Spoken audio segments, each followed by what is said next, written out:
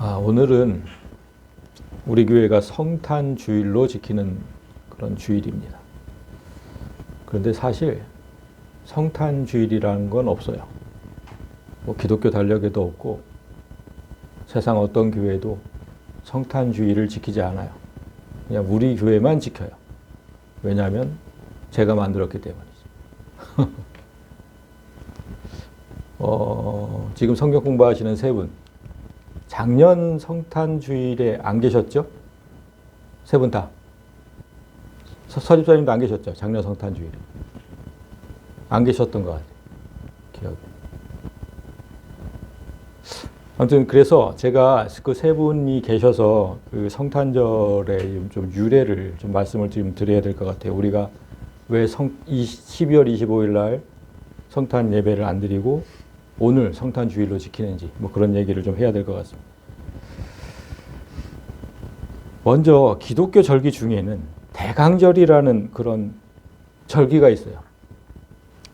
어감 자체가 뭔가 대강대강 한다는 그런 어감이 있어서 대림절이라고 요새 좀 부르는데, 무슨 절기인지 이제 한자로 보면 대강절은요, 기다릴 대자 내릴 강자, 그래서 내려오심을 기다린다 예수님께서.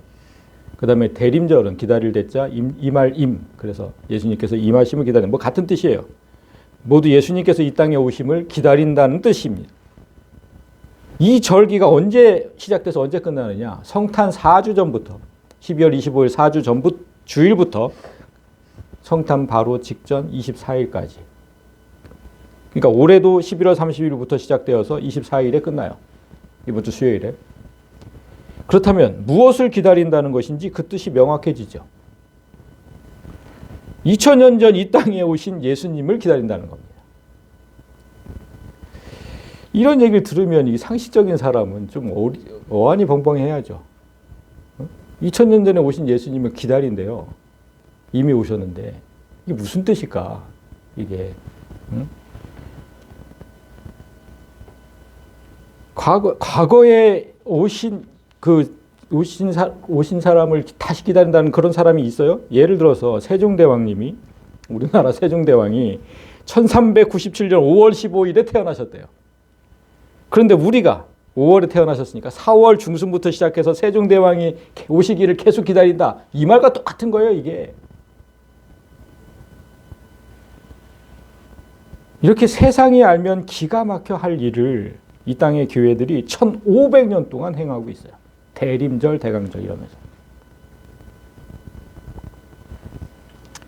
요즘에는 이런 비판이 이제 거세지니까 2000년 전에 오셨던 그 초림, 그것뿐만 아니라 예수님 재림까지 포함한 거다. 뭐 이렇게 지금 교회들이 변명을 하고 있어요. 생각해 보세요. 재림을 기다리는데 왜 12월 25일 한 달 전부터 기다립니까? 그 말이 돼요? 재림을 기다리는데. 정말 궁색한 변명이죠. 그리고 성경은 예수님 재림을 날마다 기다리라 그랬어요. 그 슬기로운 열처녀처럼. 날마다. 그런데 왜 절기를 만들어서 성도들이 마치 그때만 예수님을 기다려야 하는 것처럼 오해하게 만드냐는 거지. 진짜 2000년 전 오신 예수님을 기다린다는 게 그게 말이 안 되니까 재림을 포함한다는 그 궁색한 변명을 하는 겁니다. 이거 지금 천주교가 만든 거거든요. 그 궁색한 변명을 하면서 그 천주교가 만든 걸 왜 하고 있습니까? 우리 개신교가. 제가 인터넷으로 지금 이번 주 그 대형 교회들을 보니까 막 대림절, 뭐 성탄절 막 이래가지고. 대림절에는 여러분, 뭐 다른 교회 가보신 분들은 이렇게 보셨을 거예요. 촛불을 세워서 장식을 해요. 대림절 때는 저렇게. 순서에 따라 이제 불을 붙이고 막 이래요. 그래서 대림절 초를 점화하는 올바른 순서가 있나요? 뭐 이런 것들을 교육도 하고, 뭐 논쟁도 하고 막 그래요. 저게요, 참 진짜 답답한 거예요. 여러분, 불교에서 절에 가면 왜 촛불을 켜놔요? 이거랑 똑같은 거예요, 이게. 응? 아니, 왜 불을 켜고 지금 절에 가면 그 부처 앞에 쭉 불 붙이잖아요, 초로. 샤머니즘 습성이 여전히 기독교 안에 그대로 내재되어 있는 거예요. 이렇게 4주간 촛불을 켜고 예수님 이렇게 4주간 촛불을 켜고 예수님 탄생을 기다려요. 2000년 전에 이미 오신 예수님을. 그런데 참으로 허무한 것은 그토록 기다리던 12월 25일의 예수님 탄생일이 아니라는 거죠. 그게 또 허무한 거지. 세상 사람들뿐만 아니라 거의 모든 기독교인이 12월 25일을 예수님 탄생일로 알고 있잖아요. 아니거든요. 그거 명백한 거짓말이거든요. 세상 그 누구도 예수님 탄생한 날을 알지 못해요. 왜냐하면 성경에 없으니까. 그런데 여러분, 정확한 건 하나 있어요. 뭐냐? 12월 25일은 절대 아니라는 거. 그건 정확해요. 성경상. 그 증거가 성경에도 있고 세계 역사도 증언을 해요. 먼저 성경의 증거를 볼까요? 예수님 생일이 12월의 추운 겨울이 아니라고 성경이 증언을 해요. 누가복음 2장 8절을 보면 그 지역의 목자들이 밤에 밖에서 자기 양떼를 지키고 있었다. 예수님 태어나신 날 얘기예요, 이거. 그날 목자들이 밤새도록 밖에서 양떼를 지키고 있었어요. 그러니까 이스라엘의 12월 평균 기온은 우리나라 제주도와 비슷합니다. 낮 평균 기온은 12도 안팎, 밤에는 영상 5도 안팎까지 떨어져요. 이렇게 추운 겨울밤에 양떼를 밖에 두고 밤새워 꼴을 먹이는 그런 목동은 없어요. 풀도 나지 않을 뿐더러. 더군다나 이스라엘의 겨울은 장마철이에요. 우리랑 반대예요. 우리는 여름이 장마철이지만 거긴 12월이. 그래서 기온은 낮고 비는 자주 내려서 아주 습해요. 에스라가 그 사실을 증명해줘요. 에스라서 10장을 보시면 유다와 베냐민 모든 사람이 예루살렘에 모이니 때는 9째 달 20일이라 무리가 하나님의 성전 앞 광장에 앉아서 큰 비 때문에 떨고 있더니, 여기서 말한 9째 달 자 보세요. 여러분, 이게 지금 성경에 나오는 그 달력, 그 월일 뭐 이런 거 있잖아요. 그 지금 우리랑은 다른 거예요. 이쪽에 종교력, 이게 지금 성경에 나오는 월일이에요. 성경에 나오는 월일. 그 다음에 민간력이 뭐냐면 성경과 상관없이 이스라엘 사람들이 지키는 달력이 따로 있어. 그게 민간력이에요. 이게. 우리나라도 양력, 음력, 뭐 음력 지키잖아. 우리나라도. 그거랑 비슷하다고 생각하시면 돼요. 민간력. 그게 이제 우리가 지키는 양력이 여기 있고. 그러니까 지금 9째 달 20일 그러면 9째 달이죠. 양력으로 따지면 11월, 12월이에요. 우리나라 12월. 이때 어땠다는 거예요? 큰 비가 내려서 그 사람들이 모든 무리가 그 비를 맞고 떨고 있었다는 거 아닙니까? 기온은 낮고 비는 큰 비가 내리고 지금 이렇게 증거를 하고 있잖아. 이런 계절에 목동이 밖에다가 양떼를 풀어놓고 밤새도록 지키겠습니까? 그러니까 예수님이 탄생하신 날은 12월이 절대 아니다. 그런데 왜 12월 25일이 예수님 탄생일이 됐느냐? 거기엔 정말 마음 아픈 역사가 있어요. 원래 12월 25일은 로마인들이 태양신 미트라의 탄생을 기념하는 날이었어요. 우상을 섬기는 날. 미트라는 성경 여러분 바사제국이라고 나오죠. 성경에 보면 계속 바사제국. 그 바사제국으로 그게 페르시아거든요. 페르시아가 섬기던 신이 미트라예요. 여러분 성경을 보면 세계의 역사가 어떻게 바뀌냐면 저 바사제국 이후에 어떤 제국? 헬라 제국이 있어요. 헬라 제국. 지금 바사제국이 이 땅이 이렇게 넓었어요. 여러분 지금 여기 예루살렘 여기죠? 바사제국 시대에 지금 예루살렘까지 뭐 유다 땅까지 전부 바사 제국에 속해 있잖아. 그때 여기 이탈리아 여기 로마가 여기 있었어요. 요 시대 지나서 헬라 제국 시대가 되고 헬라 제국 다음에 이제 로마 시대가 되는 거예요. 로마 시대 더 넓어졌어요. 이탈리아 지금 여기 있잖아. 땅이 더 넓어졌다고. 그러니까 바사 제국, 헬라 제국 다 통틀어서 로마 제국이 돼 버렸는데 저 미트라라는 신이 바사 제국 때부터 그 페르시아 사람들이 섬기던 신이 저렇게 로마 시대가 저렇게 돼 버렸으니까 그대로 이어진 거예요. 그대로. 그게 로마 시대까지.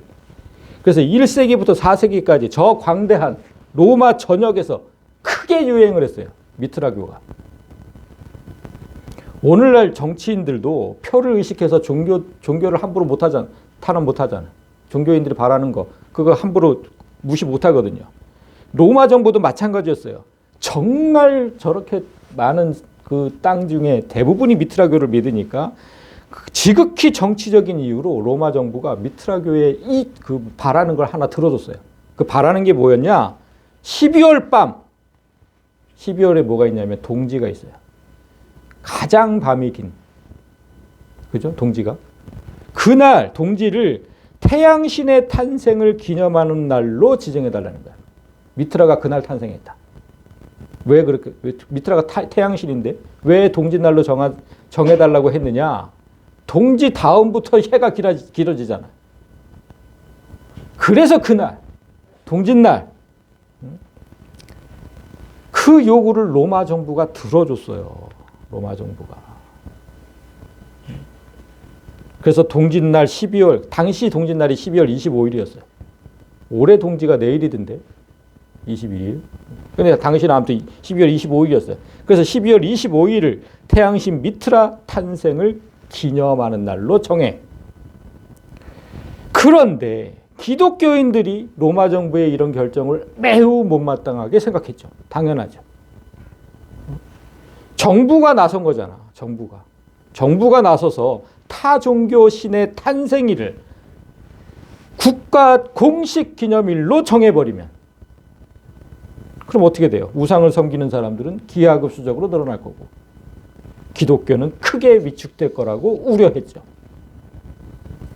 그래서 맞불을 놓은 거예요. 그래서 태양신이 태어난 날, 미트라가 태어난 날, 그날은 사실 예수님이 탄생한 날이다.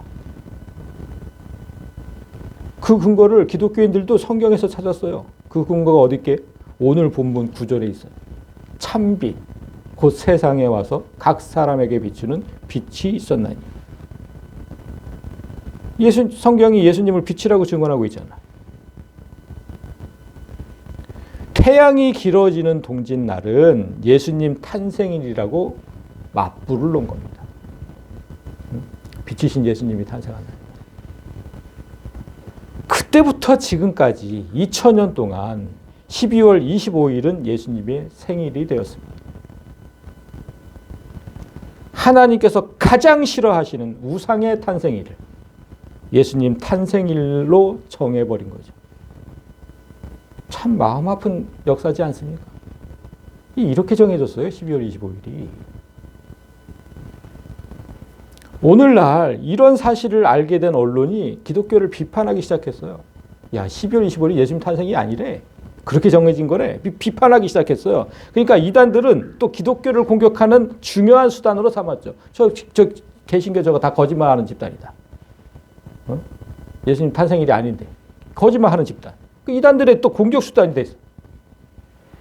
그러자 우리 기독교 지도자들이 이렇게 항변을 했어요. 성탄절은 태양신 숭배하고는 아무런 관련이 없습니다. 이날 12월 25일은 태양신을 숭배하는 자들을 기독교로 흡수시키기 위해 교회가 기도하며 만든 날입니다. 이러한 교회의 노력은 대성공을 거둬서 지금 성탄절은 세상 모든 사람에게 그리스도의 탄생 기념일로 기억되고 있습니다. 여러분, 이게 무슨 말이냐면 과정이야 어쨌든 결과만 좋으면 된다는 거예요.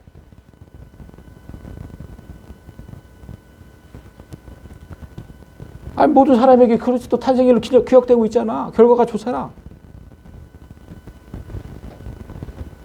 예수님은요, 좋은 나무가 나쁜 열매를 맺을 수 없고 못된 나무가 아름다운 열매를 맺을 수 없다고 말씀하셨어요.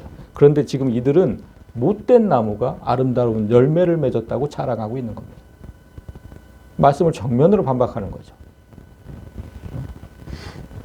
여러분, 크리스마스는요, 뜻이 그래요, 뜻이.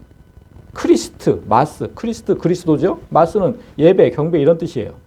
예수님께 경배하는 날 그런 뜻이에요. 그런데 오늘날 세상 사람들에게 크리스마스가 이런 의미예요?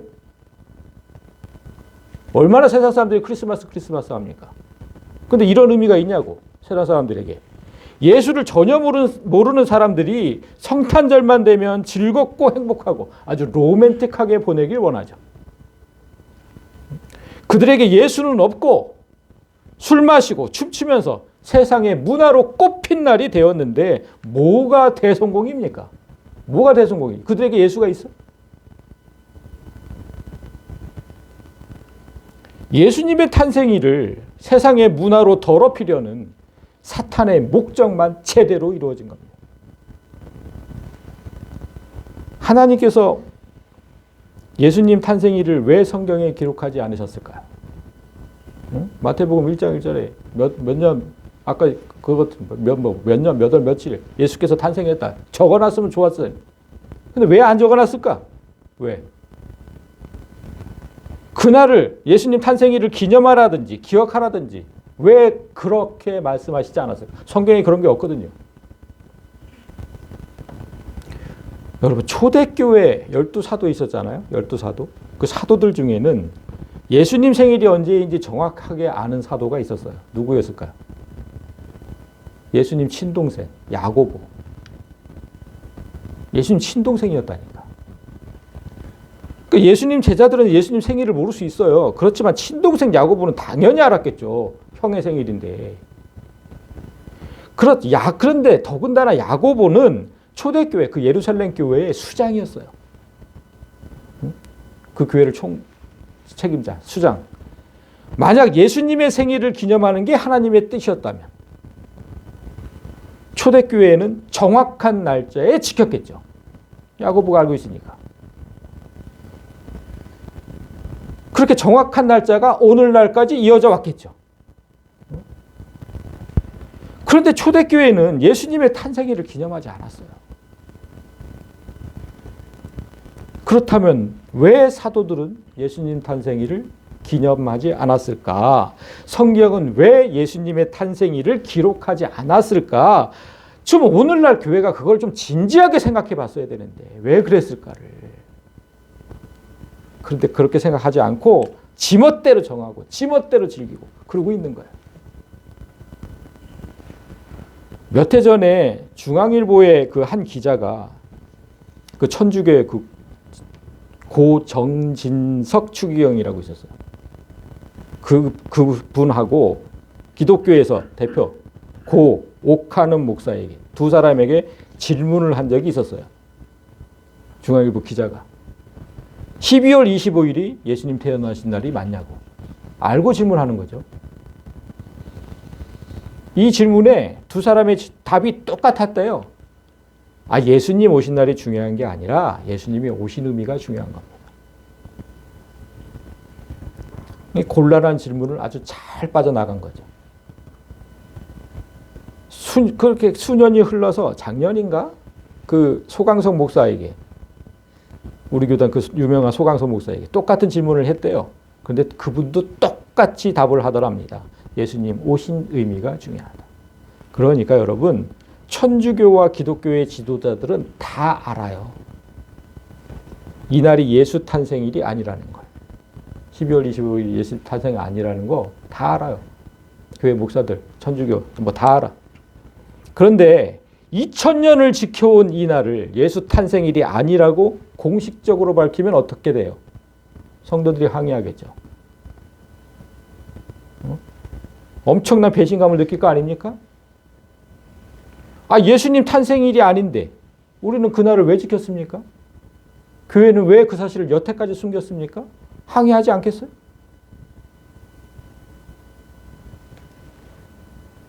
그런 저항이 두려워서 진실을 말하지 못하고 예수님 오신 의미가 중요하다고 비겁한 변명만 늘어놓는다면 교회에 무슨 희망이 있겠냐는 거죠.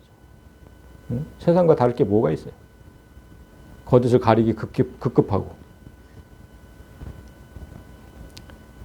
여러분 성경을 보면 예수님의 탄생은 결코 기쁘거나 행복한 날이 아니에요. 그래서 기념하거나 기억하라고 하지 않으신 것 같아요. 진짜 슬픈 날이거든요. 예수님 탄생한 날. 예수님 탄생 때문에 죄 없는 수많은 아이가 목숨을 잃는 상황이 발생했어요. 성경을 읽어보신 분들은 다 아실 거예요. 이 사실을 알게 된 세상 사람들이 예수님 탄생을 비난하기 시작했어요. 이렇게 세상에 존재하는 어떤 종교도 기독교처럼 많은 아이를 죽이며 태어난 신을 섬기지 않는다. 아무 죄도 없는 아이들의 핏값으로 태어난 신, 그런 신을 사랑의 신이라며 추앙하고 섬기는 이유가 대체 뭐냐. 이렇게 공격하고 있다고. 여기에 기독교인들이 선뜻 대답하지 못했어요. 그게 사실이니까. 예수님 태어나시면서 수많은 아이가 죽었거든. 정말 예수님 오신 의미가 중요하다면 예수님이 태어나면서 왜 죄 없는 아이들이 죽어야 했는지 그 의미부터 사람들에게 똑바로 알려줘야 됩니다. 그 의미가 중요하다면. 근데 그 설명 못해요. 안 하죠. 오늘 본문에 이제 제가 오늘 본문의 첫 절이 예수 안에 생명이 있다 그랬잖아요. 예수 안에 생명이. 근데 이 생명은 사람들의 빛이래요. 예수 안에 있는 생명은 곧 사람들의 생명이란 뜻이에요. 예수님은 사람에게 생명을 주려고 오셨는데 왜 반대로 예수님이 오시면서 수많은 아이가 죽어야 했는지 그 이유를 정확하게 설명해 줘야 돼요. 만약 그 이유를 제대로 설명할 수 있다면 그런 사람이라면 예수님 탄생을 기뻐하지 않아요. 오히려 가슴을 부여잡고 마음 아파하죠. 이제 그 얘기를 좀 하겠습니다. 왜 그 수많은 아이들이 죽어야 했는지. 예수님은 분명 이 말씀처럼 이 땅의 모든 사람에게 생명을 주려고 오셨어요. 아담의 타락 이후에 모든 사람은 때가 되면 죽을 수밖에 없는 그런 존재가 됐죠. 우리 모두 때가 되면 다 죽잖아요. 타락 전에는 영원히 살던 존재였는데 마귀에게 속아서 타락한 후에는 마귀처럼 영원한 불못에 들어갈 수밖에 없는 그런 처지가 된 거예요. 그런 인간들을 위해서 영원히 죽지 않는 생명, 그 생명을 다시 주시려고 예수님이 오신 거예요. 그런데 그 영원한 생명을 주는 일이 쉽지 않아요. 이게 쉽겠어요? 조건이 아주 까다로워요. 조건이. 그 우리가 성경 시간에 기독론 3시간에 걸쳐 배운 거 기억하셔야 돼요. 먼저 예수님이 구원자가 되려면 어떤 존재로 오셔야 된다고 했습니까? 어떤 존재로? 사람을 구원하기 위해서는 반드시 하나님이면서 사람인 존재로 오셔야 된다 그랬잖아요. 예, 기억나시죠? 자, 그게 마태복음 1장 18절에 있어요. 예수 그리스도의 나심은 이러하다. 예수는 이런 분이다 이런 거예요. 그의 어머니 마리아가 요셉과 약혼하고 동거하기 전에 성령으로 잉태된 것이 나타났다. 그게 예수다. 이제 그거잖아요. 예수님은 사람인 마리아가 낳았으니까 분명히 사람이죠. 그런데 처녀의 몸에서 동거하기 전이니까 남자랑 동거하기 전이니까 처녀의 몸에서 사람의 씨로 잉태된 게 아니에요. 남자와 동거해야 사람의 씨가 들어갈 건데 그렇게 된 게 아니다 이 말이에요. 하나님의 씨로 잉태되었다. 성령으로 잉태됐다. 그러니까 예수는 분명 하나님이죠. 사람의 씨가 아니니까. 예수님이 하나님이면서 동시에 사람인 존재로 오셔야 했던 이유, 그걸 분명하게 인식하셔야 돼요. 왜 그런 존재로 오셔야 했는지. 자, 히브리서 9장을 볼까요? 하나님께서 세우신 법이 이래요. 율법을 따라, 이거 하나님의 법이잖아. 하나님이 세우신 법에 따라서 거의 모든 것이 피로써 정결하게 되나니 피 흘림이 없은즉 용서가 없다.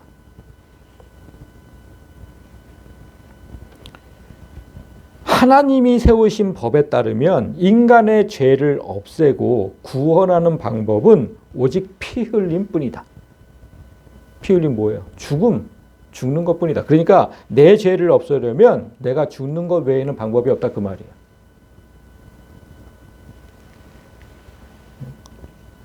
그런데 여러분 민수기 35장을 보면 피 흘림을 받은 땅은 그 피를 흘리게 한 자의 피가 아니면 속함을 받을 수 없다. 민수기에서도 이렇게 얘기했죠. 그러니까 만일 이게 말씀의 뜻이 만일 누군가를 죽이는 죄를 범했다면 그 죽인 사람도 똑같이 죽어야 용서를 받을 수 있다. 이런 뜻이거든요. 이게 하나님께서 세우신 법이잖아. 그러니까 내가 지은 죄는 반드시 나 자신이 죽는 것으로 갚아야 한다. 그런데 이 세상에 죄가 없는 사람은 단 한 사람도 없으니까 다 죽어야 한다면 이 세상에 남을 사람이 없잖아. 그럼 대체 어떻게 해야 되느냐?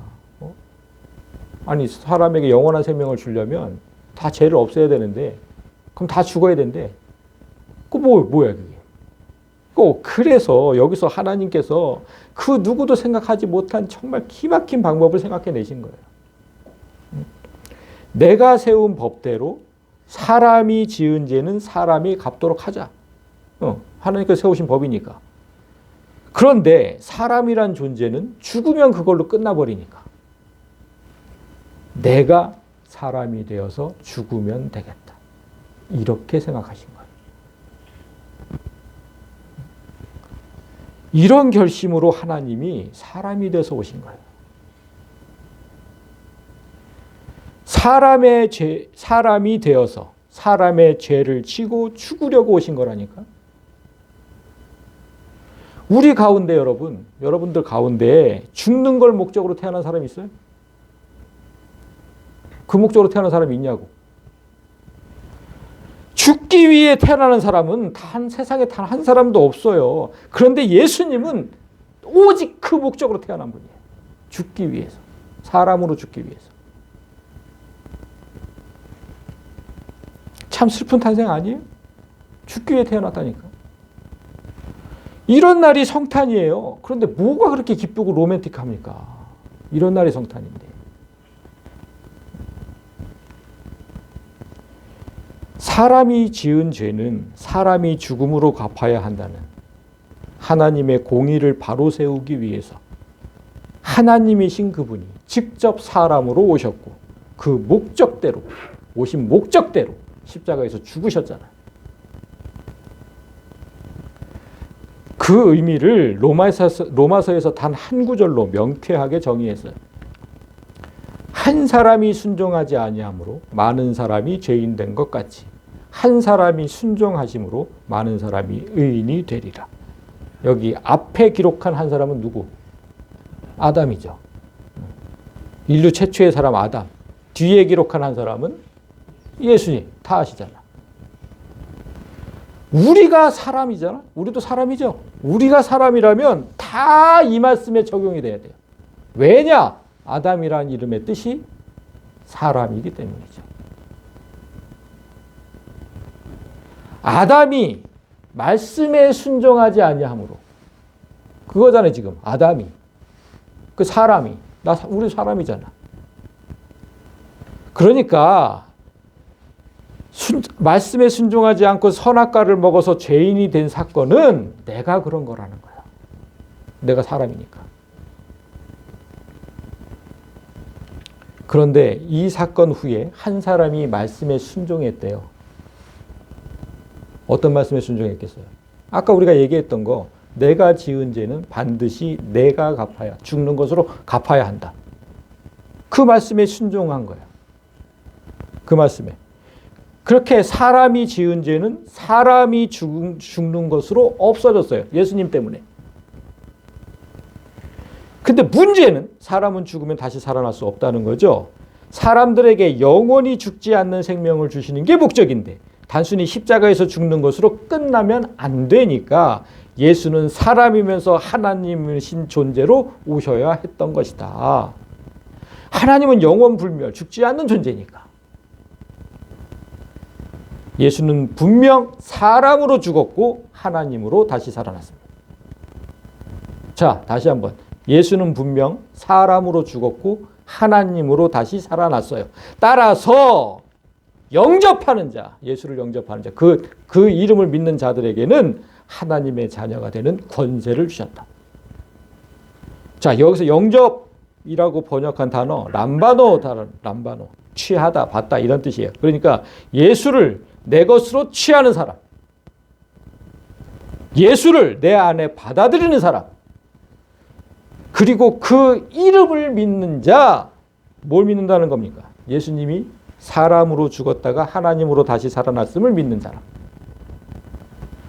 그런 사람은 모두 예수와 똑같은 하나님의 자녀가 되는 권세를 주셨다. 예수님 하나님 아들이죠? 우리도 똑같이 예수와 똑같이 하나님의 아들 되는 그런 권세를 주셨다. 이는 혈통으로나 육정으로나 사람의 뜻으로 나지 아니하고 오직 하나님께로부터 난 자들이다. 자, 똑같아요. 예수님과 우리가. 보세요. 예수님은 처녀의 몸에서 났지만 하나님의 씨로 잉태되었으니까 인간의 혈통이나 육정으로 나신 게 아니죠. 하나님의 씨로 나온 하나님의 아들이에요. 따라서 우리가 예수를 받아들이면 우리도 그런 존재가 된다는 뜻이잖아요. 하나님께로부터 난 자. 그걸 우리가 기독론 3시간에 걸쳐서 계속 이걸 본 거예요. 이 그림을. 예수는 자, 이게 하나님, 이게 사람인데 예수는 하나님이면서 사람이죠. 이 그림이 정말 예수의 정체성을 정확하게 설명하는 그림이에요. 그래서 우리가 예수 안에 있으면, 우리가 이 예수 안에 있으면 우리는 하나님인 동시에 사람이죠. 그렇잖아요.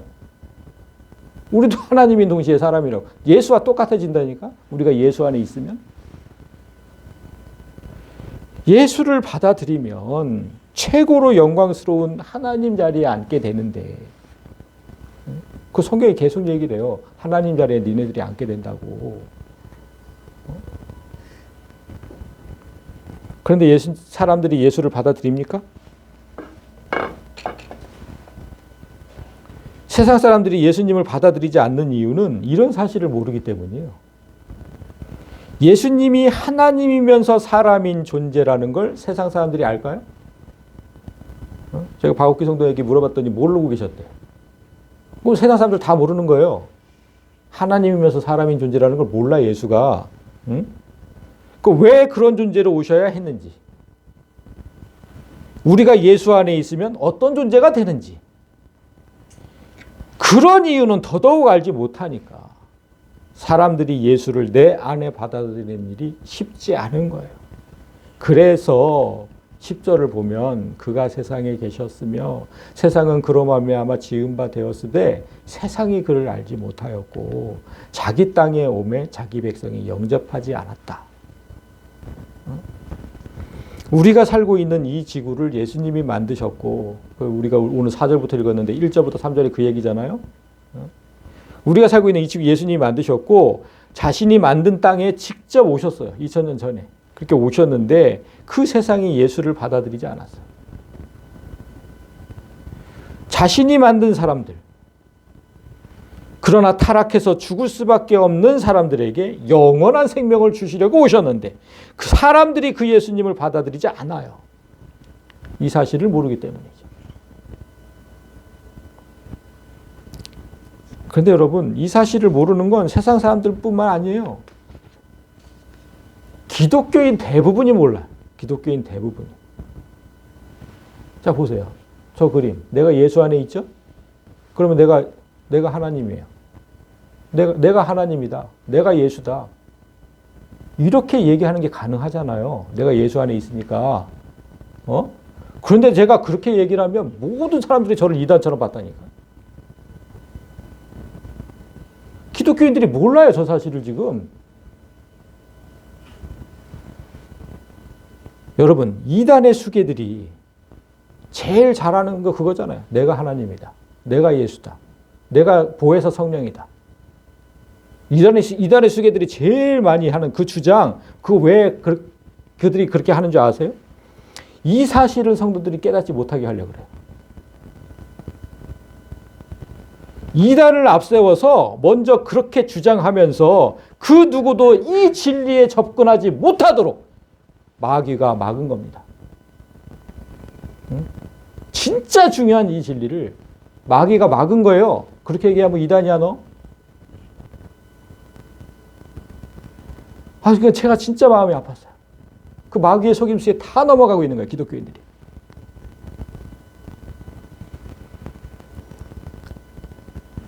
하나님께서 예수님이 탄생할 때 이렇게 말씀하셨어요. 보라, 이 예수는 이스라엘 중 많은 사람을 패하거나 흥하게 하며 비방을 받는 표적이 되기 위하여 세움을 받은 것이다. 예수님이 이 땅에 오신 목적은 사람을 구원하는 것만 있지 않아요.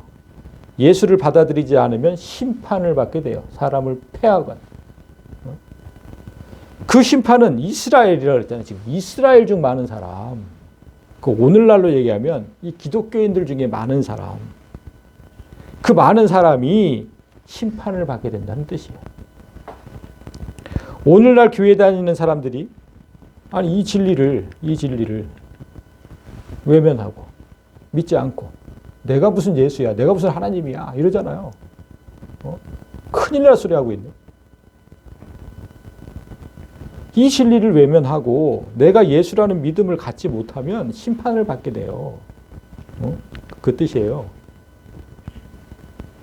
예수는 어떤 이는 흥하게 하겠지만 어떤 이는 분명히 패하게 만드는 존재예요. 여기서 흥하다라고 번역한 단어는 아나스타시스, 부활이에요. 부활. 그러니까 예수를 바로 믿고 예수의 삶을 사는 자는 죽음에서 건져 생명의 부활로 이끄실 것이다. 그런데 입으로만 주여 주여 할 뿐 예수의 삶을 살지 않, 내가 예수라고 믿지 않고 예수의 삶을 살지 않는 사람, 그 사람은 패하다라고 번역한 단어는 푸토시스, 멸망이란 단어의 뜻이. 그러니까 돌이킬 수 없는 영원한 죽음에 이른다는 뜻이. 그리고 예수는 비방의 상징이 되기 위해서, 세상으로부터 비방의 상징이 되기 위해서 이 땅에 태어났대요. 비방의 원뜻은 안틸레고, 반대하다, 대항하다 이런 뜻이에요. 그러니까 예수는 이 세상이 총단결해서 반대하고 대항하는 상징이에요. 그 뜻이에요. 예수님이 태어나실 때 왜 죄 없는 생명들이 수없이 죽었겠습니까? 그 생명들은 분명히 예수 안에 있는 생명들이었죠. 예수 안에 있다고 했잖아요. 생명이 다. 그러니까 예수님 탄생 때 수많은 생명이 죽은 이유는 이 세상이 총단결해서 예수님을 반대하고 대항하면서 어떻게든 예수 안에 있는 생명을 죽이려고 했던 겁니다. 그러니까 사실 예수님을 죽이려고 한 거죠. 그 생명들이 예수 안에 있으니까. 이 세상에 예수를 죽이려고 그 짓을 한 거예요.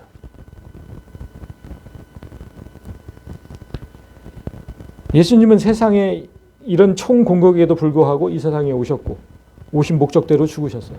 그래야 더 많은 사람을 살릴 수 있으니까. 그런데 우리가 착각하지 말 것은 예수님의 죽음이 이 사탄의 계략에 의해서 된 거 아니라는 거예요. 뭐 세상이 총공격해서 예수님이 마치 십자가에 달리신 것처럼 그렇게 된 거 아니에요.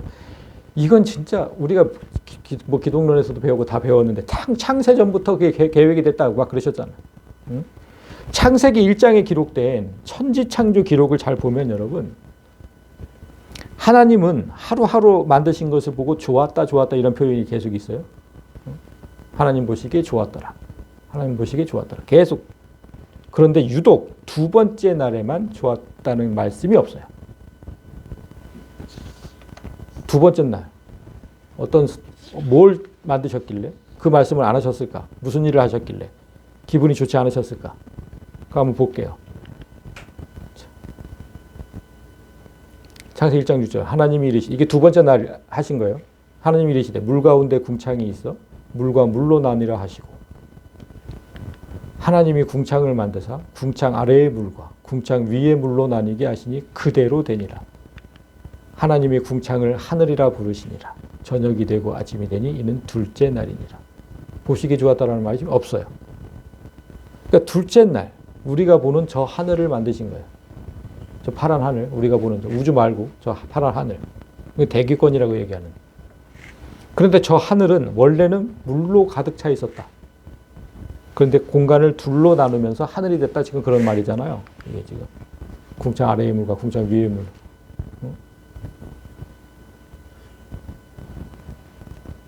그렇다면 우리는 여기서 지금 생각해 볼 게 뭐예요? 성경에서 물은 곧 뭐를 상징한다? 하나님. 하나님이 지금 둘로 찢겨서 만들어진 공간에 우리가 지금 살고 있다는 거예요. 여러분, 물이 둘로 나누어지는 거. 지금 둘로 나눠졌잖아요. 둘로 나누어지는 대표적인 장면이 그 성경에 뭐죠? 그 홍해잖아요. 홍해 얘기죠. 이렇게 물이 둘로 나눠졌잖아요. 이스라엘이 죽을 위기에 처했을 때 물이 둘로 나누어진 공간에서 생명을 얻었어요. 물이 둘로 나누어졌을 때 이스라엘이 구원을 얻었다는 뜻입니다. 하나님께서 사람을 구원하시려면 자기 자신을 나누고 찢어야만 한다는 사실을 창세기 첫 장부터 보여주신 겁니다. 지금 거기에서 우리가 살고 있다. 그래서 둘째 날 물을 나누실 때 보시기에 좋았다는 말을 차마 할 수 없었던 거예요. 자기 자신을 찢고 뭐가 보기 좋다고 하겠습니까? 그런데 여러분, 놀라운 건 그 자신을 찢고 나누기 전에, 그게 둘째 날이었잖아요. 그 첫째 날 뭘 만드셨어요? 빛. 하나님이 이르시되 빛이 있으라 하시니 빛이 있었고 이는 첫째 날이니라. 이 빛을 오늘 본문에서 뭐라고 했어요? 이 생명은 사람들의 빛이다. 사람에게 주실 생명을 첫째 날 완벽하게 준비하신 후에 둘째 날 자신을 찢으신 겁니다. 예수님은 이런 계획에 맞춰 오신 거예요. 사람에게 주신 생명을 가득 담고 오셔서 찢어지셨죠. 그 몸이. 참빛. 생명으로 바꿔보세요. 참 생명. 그분이 세상에 와서 각 사람에게 생명을 주셨다. 그런 뜻이잖아요. 그러니까 예수님이 이 땅에 오신 이유는 이거예요. 우리에게 참 생명을 주시려고 오셔서 찢어지시면서 죽으셨다. 그게 예수님의 탄생이에요. 자, 여러분, 말씀을 제가 맺기 전에 여기서 좀 한 가지 흥미로운 사실을 알려드릴게요. 성경은 예수님이 탄생하신 날을 기록하지 않고 있죠? 그런데 제가 성경을 연구하다가 예수님이 탄생하신 날을 알게 됐어요. 오, 놀랍지. 이거 학회에 발표해야 되는데. 아니, 진짜 알게 됐다니까. 몇 월 며칠 딱. 응? 알려드릴까요? 제가 서두에서 말씀드렸듯이 예수님께서 태어난 날은 목동들이 들판에서 밤새 양을 치던 그때라고 했잖아요. 그 말은 밤에 따뜻해야 된다죠. 밤에 따뜻해야 된다. 밤새 있어야 되면. 그리고 양들이 먹을 풀의 질도 좋아야 되는 거예요. 이스라엘의 기후로 보면 그때가 언제냐면 제3월. 시완월이 가장 유력해요. 3월이면 우리나라 양력으로 따지면 5월, 6월이죠. 우리 양력 기준으로 5월 중순부터 6월 중순에 해당하는 저 때가 이스라엘의 날씨는 비가 거의 안 와요. 그리고 최저 기온이 20도 안팎이래요.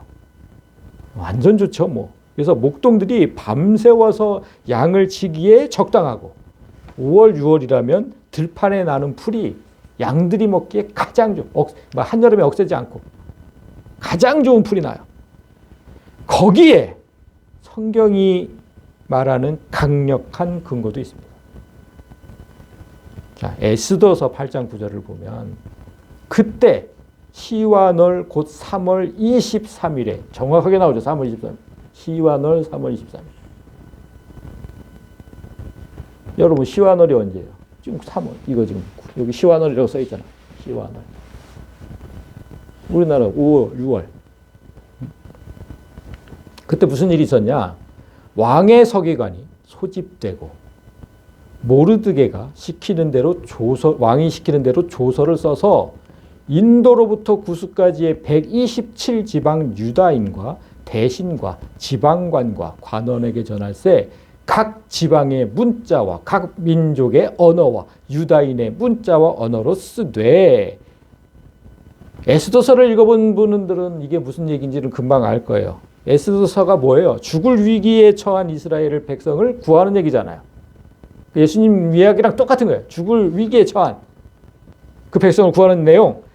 지금 이 구절을 짧게 정리하면 당시 사탄의 계략으로 다 죽게 된 하나님의 백성을 시와 널 곧 3월 23일에 구원한다는 소식이 왕의 인장을 찍어서 반포되는 장면이에요.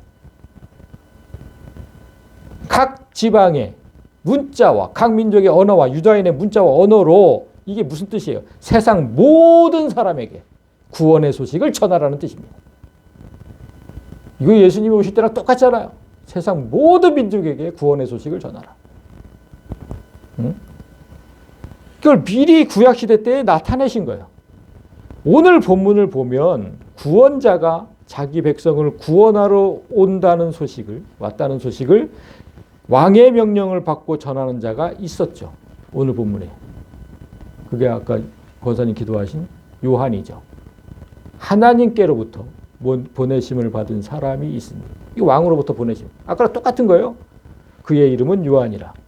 그가 증언하러 왔으니 곧 빛에 대하여 증언하고 모든 사람이 자기로 말미암아 믿게 하려 함이라. 세상 모든 사람이 믿게 하려고.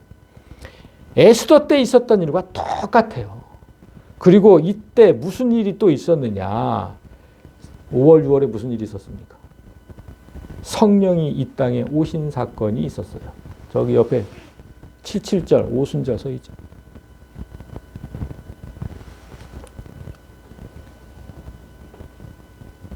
여러분, 그 성령이 오시면서 어떤 일이 일어났죠? 성령이 각 사람 머리에 임하면서 교회가 탄생했어요. 그때 교회가 탄생했다고. 성령 강림하신 날. 그 교회가 뭐예요? 그 교회가. 예수는 교회의 머리고 교회는 그의 몸이래. 그러니까 성령은 예수의 머리. 예수는 교회의 머리. 그러니까 성령이 오셨잖아요, 지금. 그러니까 성령 강림의 날 예수님 영과 육체, 교회가 예수님 육체니까 예수님의 영과 육체가 하나 됐잖아요. 성령이 오신 날. 그래서 완전한 예수님이 탄생했잖아요. 우리도 지금 영과 육이 있는 거잖아요, 지금. 완전한 예수님이 그날 탄생했다고. 따라서 저는 성령 강림 주일을 성탄 기념 주일로 정하자고 강력하게 주장하는 목사예요. 아니, 다 맞다니까, 이게 지금.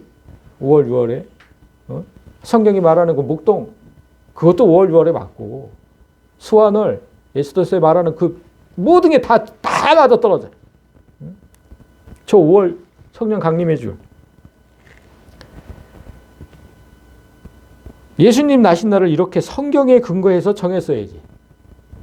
그렇다면 누가 불만을 합니까? 근데 어떻게 우상을 기념하는 날을 그렇게 정할 수 있냐, 이런 거죠. 그것도 추운 겨울에.